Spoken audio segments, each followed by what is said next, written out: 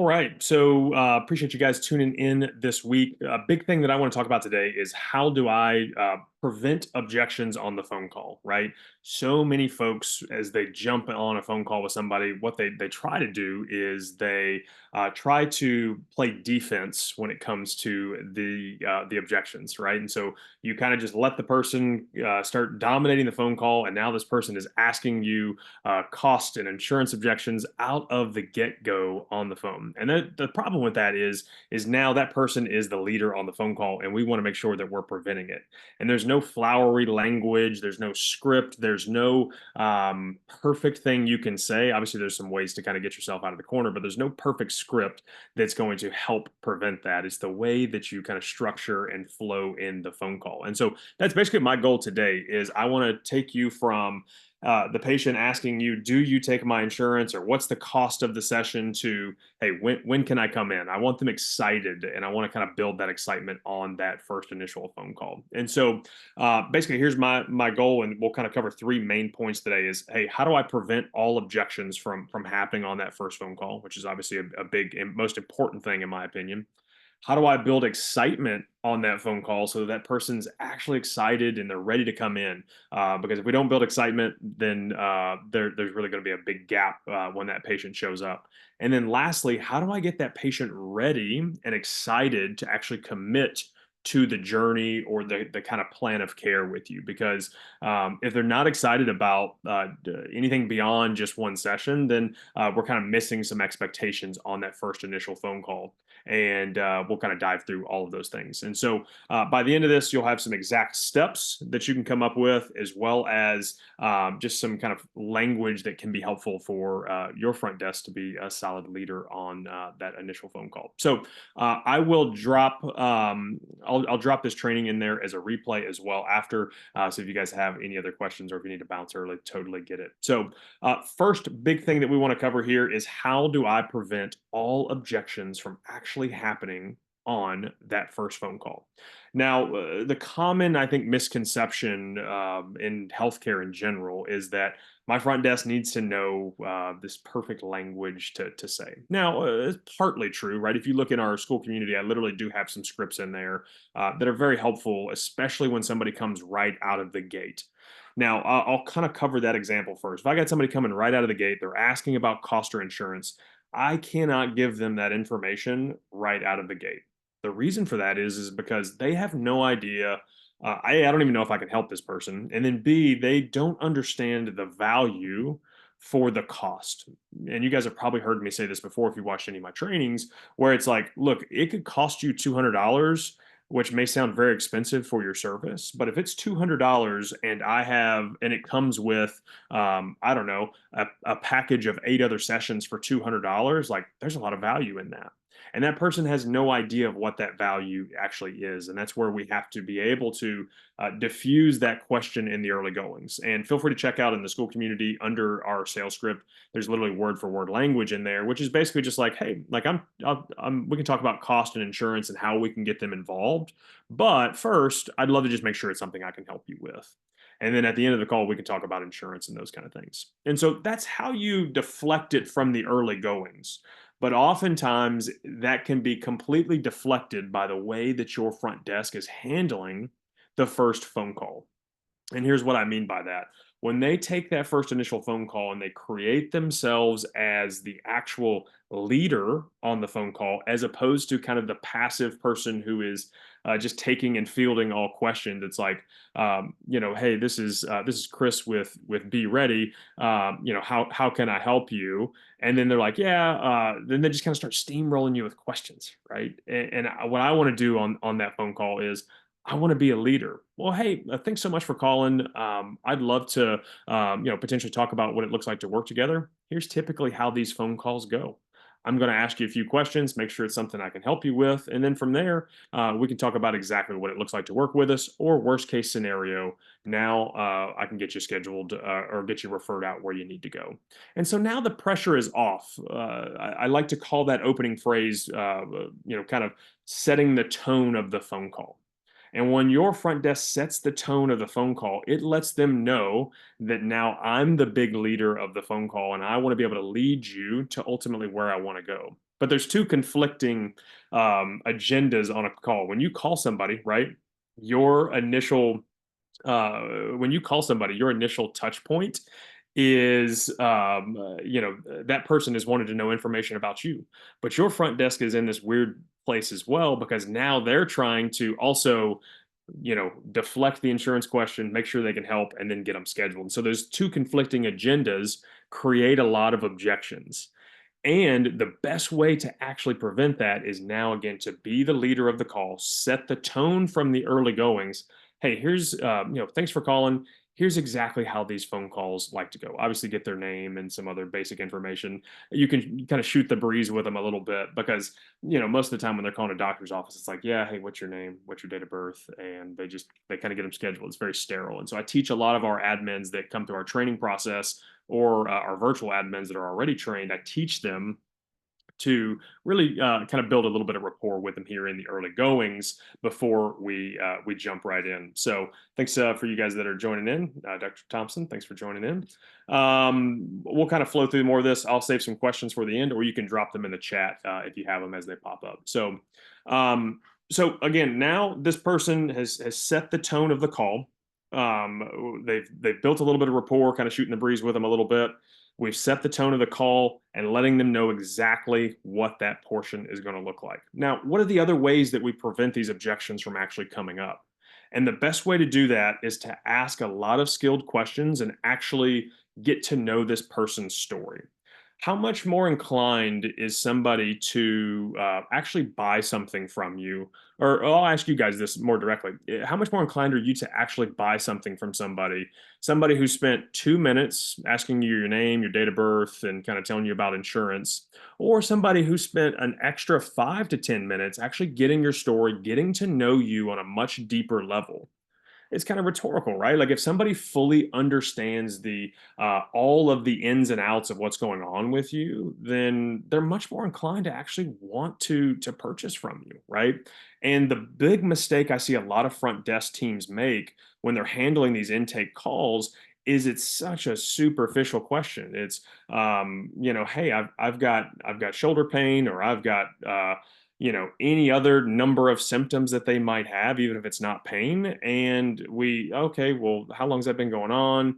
And then it's like, all right, I've spent 2 minutes getting to know this person. And then now I'm like, okay, well, yeah, well, by the way, we're an out of network practice. Or, oh, yeah, we actually don't take your insurance. And that person is going to be much more or much less inclined to actually want to come into your clinic. And so, ideally, is depending on the price point of your service, like we're 225 per session, out of network, completely cash.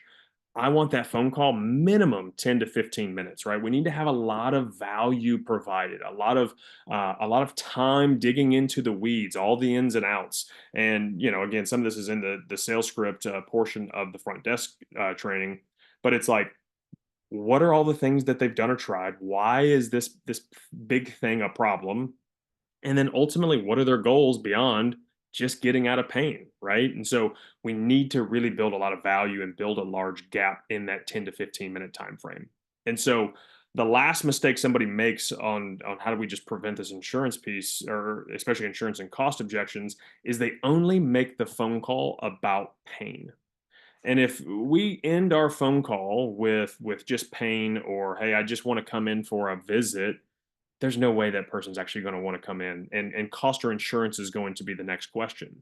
Why does that happen? And that's because, again, now that people deal with pain for years, right? It's like they'll deal with pain for 10, 15 years and just kind of sweep it under the rug, right? And now when I've only made it about pain and I haven't found out the inner pieces of why that's a problem for their life and what are their big giant goals beyond just getting out of pain, it seems silly for somebody to pay 225 or 250. And so I'll go back and I'll audit, even my own team's calls, or some of our clients' calls, and the phone call's all about pain. We've spent 5 minutes asking about pain and nothing else. And when we only make it about that, we've really missed the mark for getting that patient excited and having something beyond just pain. And if that phone call ends with that, I can guarantee you that person is either going to cancel, no show, or they're going to object to all kinds of things. So uh, that's the big overarching theme is your front desk needs to be a leader on the phone call.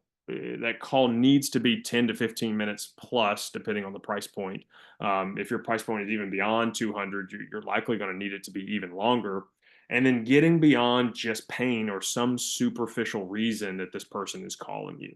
And that's one of the best ways to prevent objections. Now, uh, obviously being the leader, taking control of the call. The other big thing is I need this person actually to be excited, right? If the patient's not excited to come in, there's no reason for them to do it. Right now, suddenly their red flags start coming up. Cost and insurance and money, all of that is going to overcome and dominate if that person actually isn't excited. And so, case in point, you guys have probably called big, large medical facilities, and it's like, the front desk sounds a little confused, and they're, asking you these basic questions. It's just like, man, this is like I'm not excited to come in any capacity. And for a lot of you guys, you have such a unique service or such a unique offering that person, that excitement really needs to be built. And so, what are some ways that we do that? What are ways we build excitement for a patient? Some of that is going to be, again, getting beyond just pain and establishing a very large goal beyond just that. You can do that a couple of different ways. If it's a musculoskeletal injury, right, which is kind of the world we dabble in a lot, it is, looking at what are the things that they have coming up this year, or why does that pain affect a portion of their life? For a lot of people, it's hey, maybe in my world, it's they've got a marathon or something they want to run.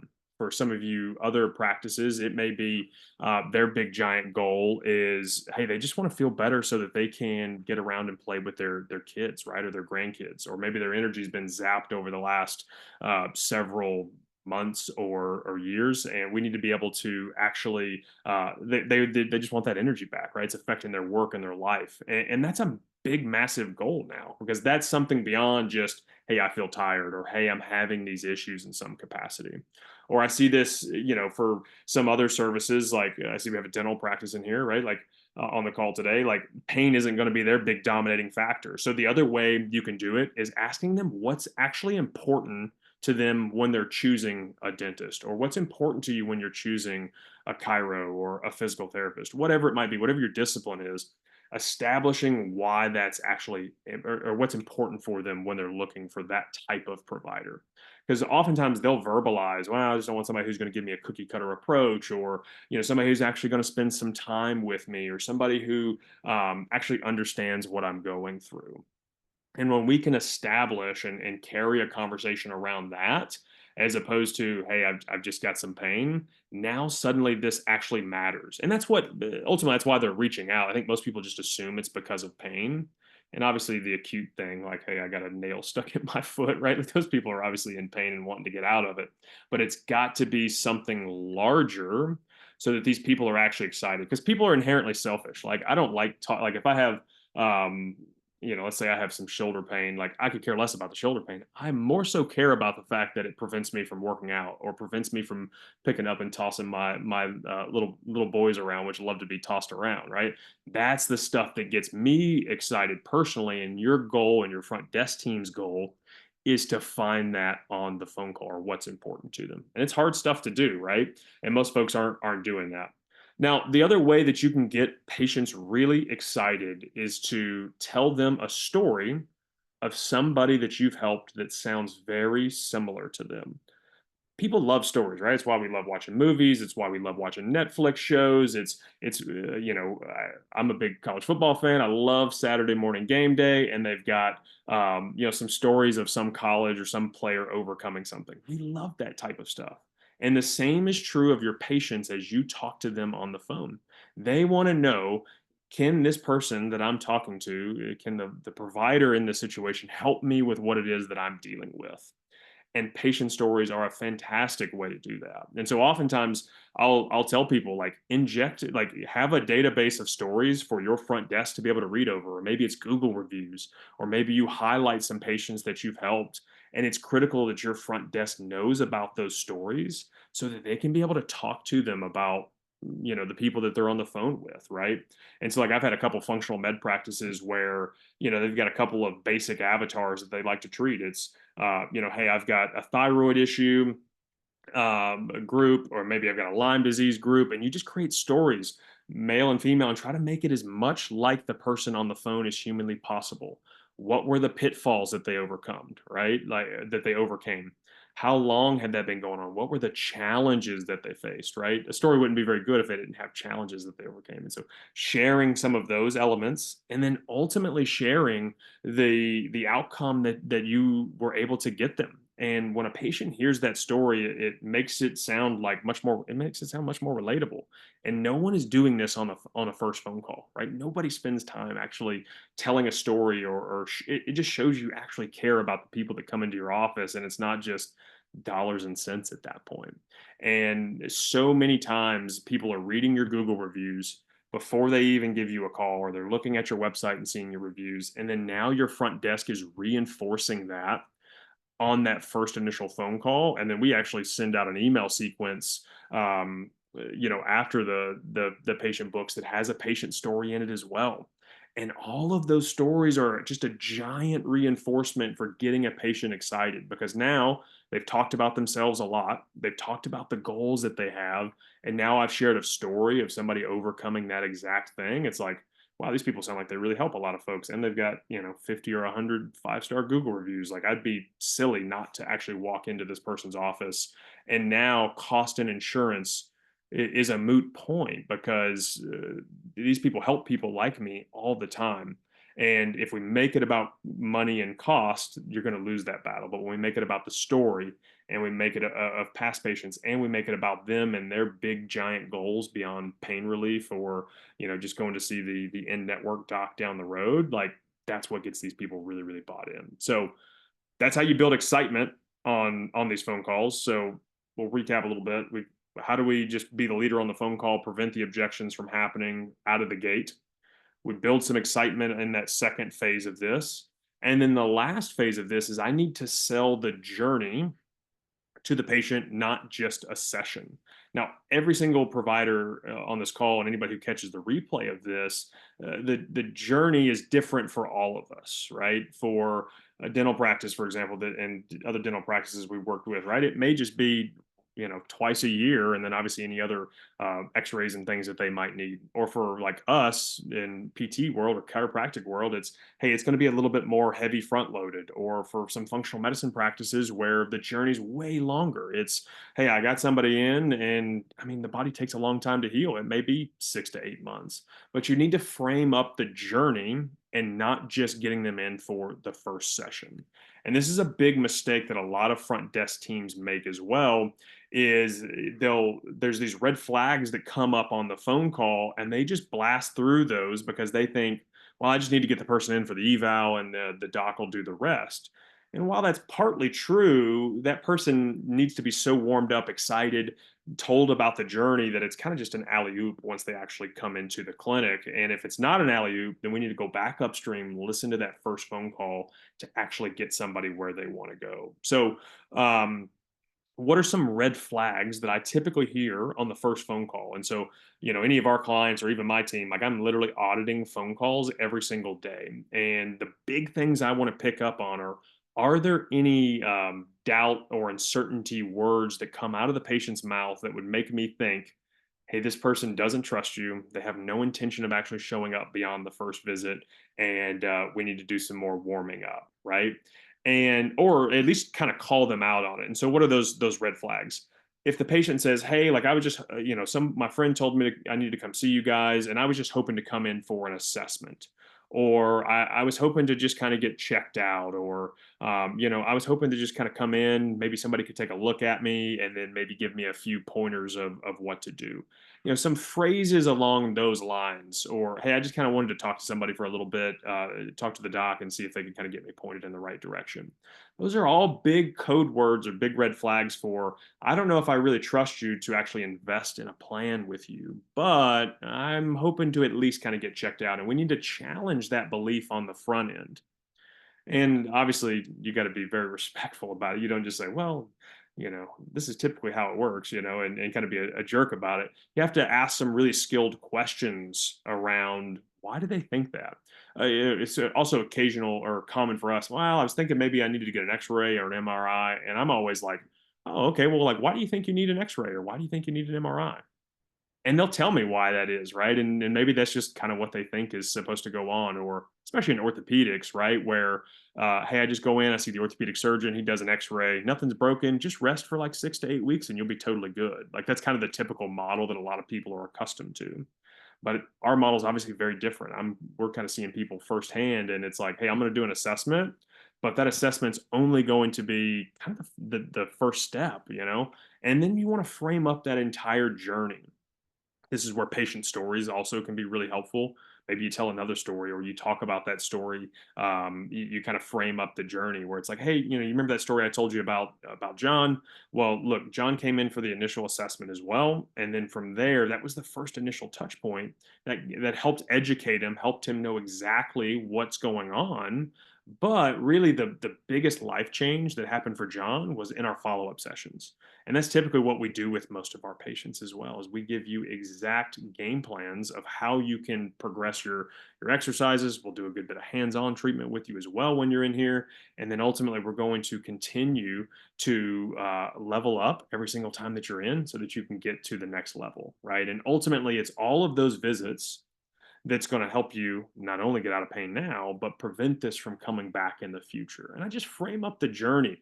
What's your typical journey look like? And you guys will have to think about that and make sure that your front desk is actually giving that information to the patients on the phone. Because if they're saying, hey, I only want to come in for one session, it could be you as the owner operator. It could be your best other clinician if you have other clinicians in the practice.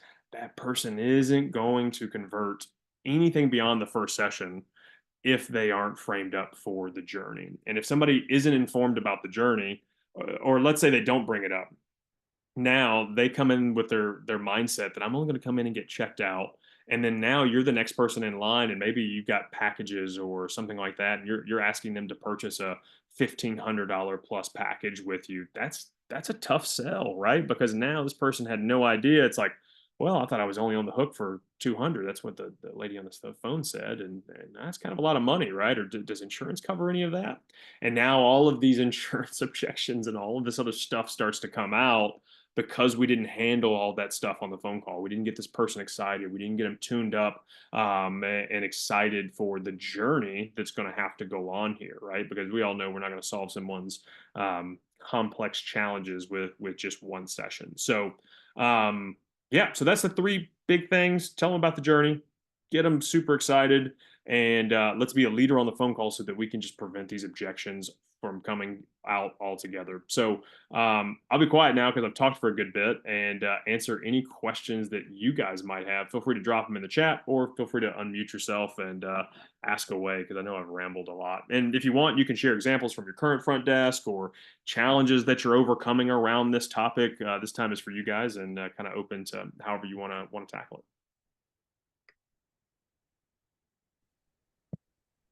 I'll go if nobody else has anything. I don't know if I can hear you for some reason. Can you hear me? Now I got you. I don't know why my computer, it was coming through my computer. Love that. Yeah, I got you now. Are you good? Okay. So Danielle is actually my front desk or executive assistant, so she answers to most of our calls. We are a functional medicine practice that does an online 4-month program, and we have a sales team. So what I'm kind of looking for is when she gets, we have a funnel, most people come through and they're already pre-educated, but we do get a lot of just phone calls from random people who Googled us or whatever. So they do have some background. Really looking for that transition from, yeah, I totally hear you about, getting the pain points, help making them know that we understand and we help people like them, to get her to schedule them with one of the sales team to do the full intake. So we do an hour Got it. There's an evaluation roadmap that we do that Nice. identifies their hidden causes of their stuff. So, what recommendations do you have around there? And, how long should that phone call be? And Yeah. because I read your outline, I'm like, that's like pretty much a sales script. It's pretty Yeah. in Yeah. Yeah. depth. Yeah. For And sure. we already have one of those, so we could definitely use part of that at least. Yeah. Let me ask you this, just so I'm clear too. Is all of the work that'll be done, is that all digital as well? And what's the delivery of that? Is it one-on-one meetings? Is it a combo of group trainings or videos that they're going to watch? Is it all one-on-one? Kind of walk me through what the delivery actually is too. So the delivery is a combination of one-on-one coaching with their actually success coach. We have a nutrition coach, a mindset coach, and then one-on-ones with me, as well as group calls with everybody. So Okay, cool. it's really comprehensive and complete over that 16 weeks. Yeah, yeah. And then so they're basically coming through a funnel. Are these from like advertising, or like they've Googled you, or like they've been referred to you, or how did they find you initially to get into the kind of funnel for the first phone call? So usually the people that she's actually getting on the phone with are coming through either referral Got it. or they Googled us. Got it. And, So they're a you little know, warmer for sure. And then correct. that phone call, and then they move from there into what sounds like an hour-long consult, and that's with a provider at that point, or is that just someone who does sales only, or what's that structure? That's they do sales only, but they're Got it. trained to identify the people that we work with, and then they present, they do all the pain point digging and they hit all that, and then they present the program. So in Yeah, our program is $7,000. So got it. Yeah, um, that makes sense. The two call makes a lot of sense for that. From the first phone call, you're talking about Danielle's getting the cost, the insurance, like that's where that stuff is already coming up, or it comes up more in the second call. well, it definitely comes up in the first call because they don't necessarily, unless they've really dived in, they don't know we don't take insurance. They don't know Yeah, if it's a cash program. So the compelling issue to get us on this call today was, yeah, how do we handle that enough that they're like, well, this still might be worth it. I mean, they don't need to make a decision right now, yeah, but this is still potentially worth it because they understand, functional medicine isn't usually covered by insurance. yeah. But then they do, they want to get into the cost, and we don't like to do that, obviously, until they can see the value of what they're going to get out of it. So, Yeah, I would almost like frame that in the first like portion of that call, which is like, hey, like this call isn't to like give you all the ins and outs of the program. It's more so I just want to make sure that this is something we can actually help you with, right? And then so basically it's, hey, I'm just getting to know you a little bit, and then on the back end of that, look, everything we do is custom. I want to get you paired up with whatever you guys call them, an advisor, right? That advisor is going to be able to dig even deeper, and then they're going to be able to walk you through kind of the custom game plan that's going to make the most sense for you. And so mhm. everything is going to depend on what they find during that conversation with you, and they'll be able at that point to cover exact cost and those kind of things. I'm sure, are you guys doing some like financial qualifying as well? I mean, obviously you don't want anybody who's kind of a tire kicker that's going to hop onto these sales calls, but certainly Well, you don't want to scare them away either. yeah. No, we've transitioned from a free call to a paid call. So the Ah, nice. consultation actually it costs them $37 to get Ah, on with our perfect. consult. Perfect. Yeah. Do you, and then so that's nice because that'll just immediately weed out anybody who's not serious about it. And in that case, again, I would try not to give them all the details of the program. How much program detail are you guys giving on that first phone call? Zero?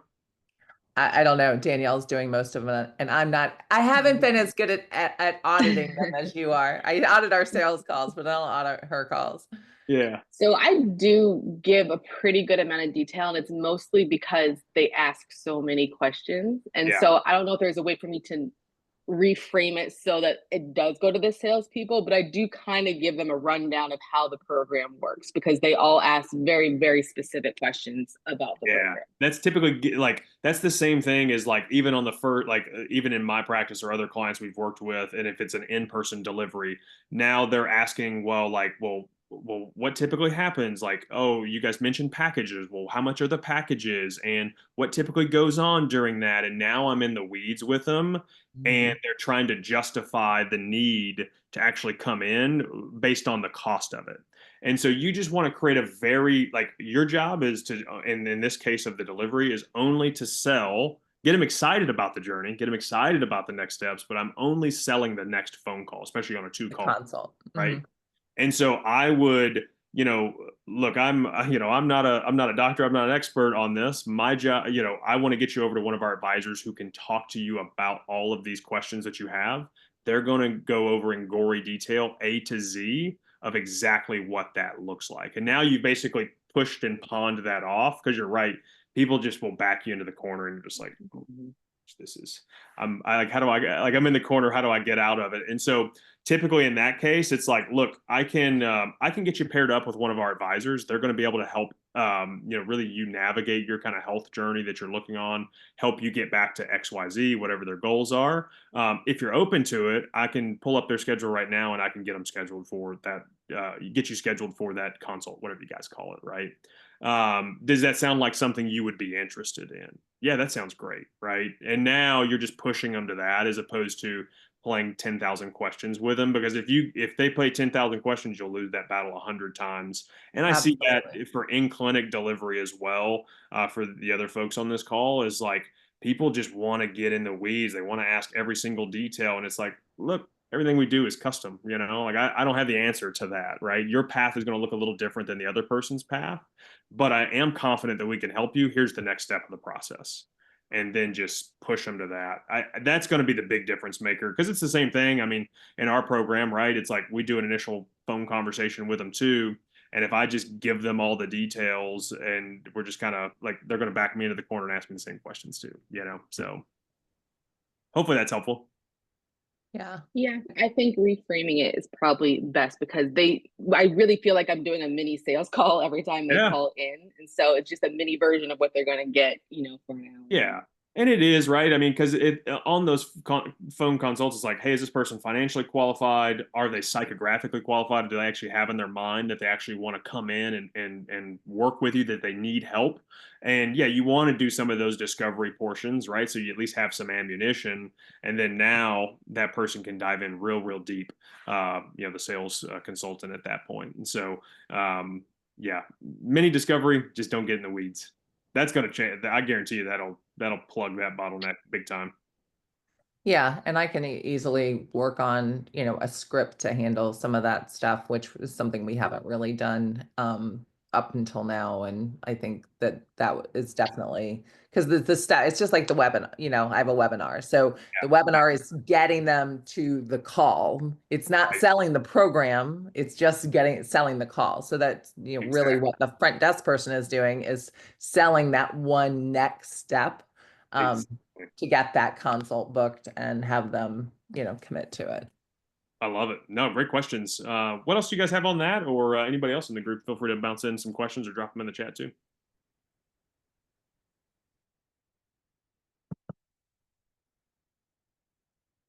We just had one question. It means I didn't talk too far over you guys' head, which is a problem I have sometimes, talking too much. Other questions I can help you guys answer? Yeah, the overselling on the first phone call, that happens a lot. Yeah. In a lot of different disciplines, for sure. Especially functional med. It happens in our world too. Just people asking every single question, and it's like, hey, I don't even know if you need that yet. They're going to help you determine it. The more you can do that, the better. It's just selling the next right step, essentially. But they obviously don't want to be blindsided, so by cost as well. And are you getting, even for the people who decide not to maybe book that consult now, you're getting a phone number and an email and saying, hey, well, can I send you our newsletter, or get them into a post call, email sequence? Definitely. Yeah, especially in digital world, but even for like in-person practices as well. Like, we have a email sequence if somebody doesn't convert to a plan of care, like, hey, here's just some free resources, or like in like for this business that we have as well, where we're helping practices on the first phone call side of things. Like if they decide not to work with us, no big deal. Or even on the first, like let's say I do an intake call with them, it's like 10-15 minutes long too. I know their problem now. Hey, here's a free training. Like, let me just send you this, and at a minimum, why don't you at least watch this? And then yeah, you just kind of continue to check in on them and having some type of outreach surrounding that, especially if inbound bookings is a little light. That's a perfect group to start to go back to. Or sending a Mhm. free training. No one says no to a free training in some capacity, especially when it's like very specific to their actual problem. You know. Yeah. Yeah. No, I like the idea of that. Cool. Cool. I like it. What else is y'all's program sell? Mostly a functional med program, probably some testing, and you said obviously some one-on-one and some group stuff as well. Yeah, and there's an underlying educational piece where they get, modules every week to, further their journey. And basically I do a lot of biotoxin illness. So that's mostly what I'm working with. That's I do, there's nothing that I don't do.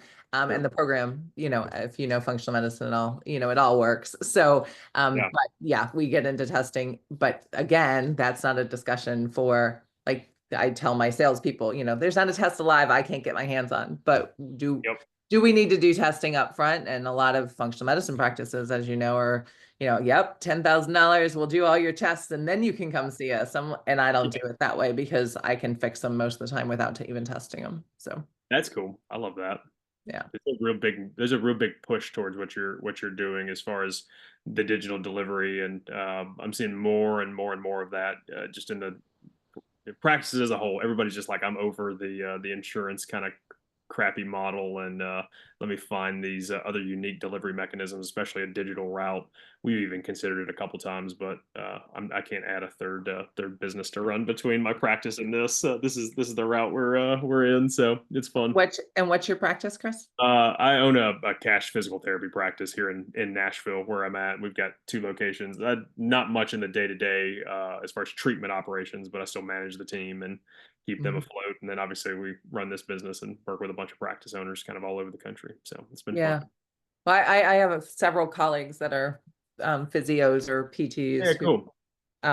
are doing their entire practice online. So Great. There's a lot of it. There's a lot more doable. in that way. Very doable. Yeah. Fun to see. I like it. Helps Yeah. just elevate everybody's wellness. Exactly. Exactly. Well, Uh, I actually need to run for a meeting, yeah, but no I worries. appreciate the time, and have a great day. Yeah, absolutely. Thanks. Thanks for hopping on. Bye. You guys. Well, sweet. I'll stick around, answer any other questions you guys might have, or if you need to run as well, that's totally cool. I appreciate you guys tuning in, and I'll stick around for a few minutes, answer other questions you might have. But otherwise, you guys are free to head out.